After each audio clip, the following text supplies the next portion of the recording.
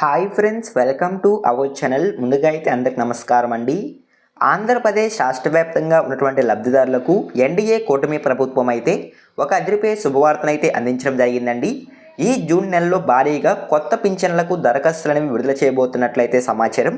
భారీగా కొత్త పింఛన్లు అయితే పంపిణీ చేయబోతున్నట్లయితే సమాచారం అండి. కొత్త పింఛన్లకు ఎప్పటి నుంచి దరఖాస్తు విడుదల చేసేందుకు అవకాశం ఉంటుంది, ఏ కేటగిరీ వాళ్లకు ఈ కొత్త పింఛన్లకు దరఖాస్తులు విడుదల చేయబోతున్నారు అనేటువంటి పూర్తి సమాచారం అయితే తెలియజేస్తాను. అదేవిధంగా దరఖాస్తులు ఏ విధంగా చేసుకోవాలి, ఎటువంటి డాక్యుమెంట్స్ అవసరం అవుతాయి, ఎటువంటి అర్హతలు కలిగి ఉండాలి అనేటువంటి పూర్తి సమాచారం అయితే విడుదల తెలియజేస్తాను. ఈ వీడియోని ఎక్కడ స్కిప్ చేయకుండా పూర్తి వరకు చూడండి, అప్పుడే మీకు సమాచారం అర్థమవుతుంది. మన ఛానల్ని ఎవరైనా మొదటిసారి చూస్తుంటే ఛానల్ చూసి కంటెంట్ నచ్చినట్లయితే సబ్స్క్రైబ్ చేసుకొని పక్కనే ఉన్న బెల్ ఐకాన్ అయితే ఆన్లో పెట్టుకోండి. సో ఇక లేట్ చేయకుండా డైరెక్ట్గా వీడియోలోకి అయితే వెళ్ళిపోదామండి. వీడియోలో భాగంగా ముందుగా చూసుకున్నట్లయితే ఎన్డీఏ కూటమి ప్రభుత్వం అధికారంలోకి వచ్చి జూన్ 12 నాటికి 2 సంవత్సరాలు పూర్తవుతున్న సందర్భంగా కొత్త పింఛన్లకు దరఖాస్తులు అనేవి విడుదల చేయబోతున్నట్లయితే సమాచారం అండి. ఏపీలో కొత్త వితంతు పెన్షన్లకు జూన్ 12వ తేదీ నుంచి దరఖాస్తులు అనేవి విడుదల చేయబోతున్నట్లయితే సమాచారం. ఏపీ ఎన్టీఆర్ భరోసా వీడియో పెన్షన్ స్కీమ్కి సంబంధించి వచ్చిన తాజా సమాచారాన్ని 1 by 1 అయితే నేను మీకు తెలియజేస్తానండి. ముందుగా చూసుకున్నట్లయితే 1,53,000 మంది లబ్ధిదారులు ఈ వీడియో పెన్షన్స్కి లబ్ధి పొందేందుకు అవకాశం ఉన్నట్లయితే సమాచారం అండి. అదేవిధంగా పెండింగ్లో ఉన్నటువంటి దరఖాస్తులను కూడా పరిష్కరిస్తున్నట్లయితే సమాచారం.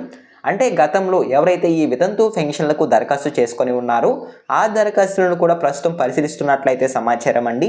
ఆ దరఖాస్తులను కూడా పరిశీలించి వారికి కూడా పెన్షన్ అయితే ఇవ్వబోతున్నట్లయితే సమాచారం. ప్రతి నెల 1వ తేదీ నుంచి 4వ తేదీ వరకు చెల్లింపులు అనేవి జరుగుతాయి అంటే సమాచారం అండి. ప్రతి నెల 4,000 రూపాయలు నేరుగా మహిళ యొక్క బ్యాంక్ ఖాతాల్లోకి డీపీటీ రూపంలో ప్రభుత్వం అయితే జమ చేయడం జరుగుతుంది అంటే సమాచారం అండి. సో ఓకేనా, మీకు అర్థమైంది అనుకుంటున్నాను. ఈ వితంతు పింఛన్లకు మీరు దరఖాస్తు చేసుకోవాలనుకుంటే లేదా ఈ వితంతు పెన్షన్లు మీరు పొందాలంటే ఎటువంటి రకమైన అర్హతలు మీరు కలిగి ఉండాలి అనేటువంటి సమాచారాన్ని తెలియజేస్తానండి. ముందుగా చూసుకున్నట్లయితే మహిళలు ఖచ్చితంగా వితంతు అయి ఉండాలి.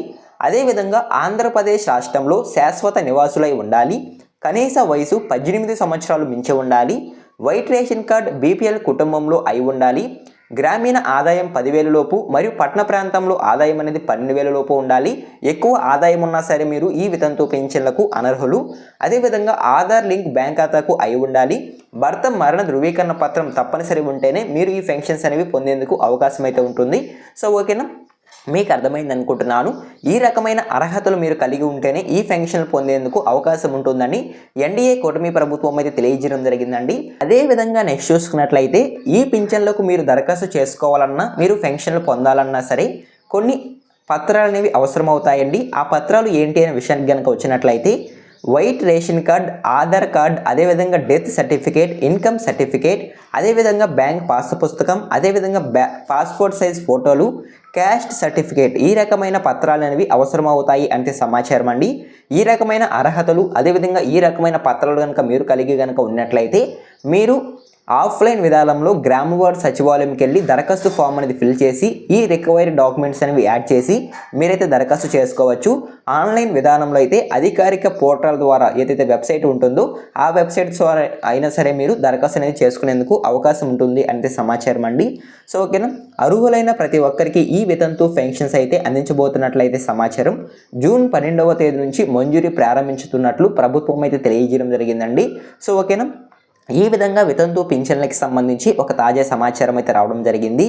అదేవిధంగా నెక్స్ట్ అప్డేట్ చూసుకున్నట్లయితే ఇంకొక కేటగిరీకి సంబంధించి కొత్త పింఛన్లకు దరఖాస్తులు అనేవి విడుదల చేయబోతున్నట్లయితే సమాచారం అండి.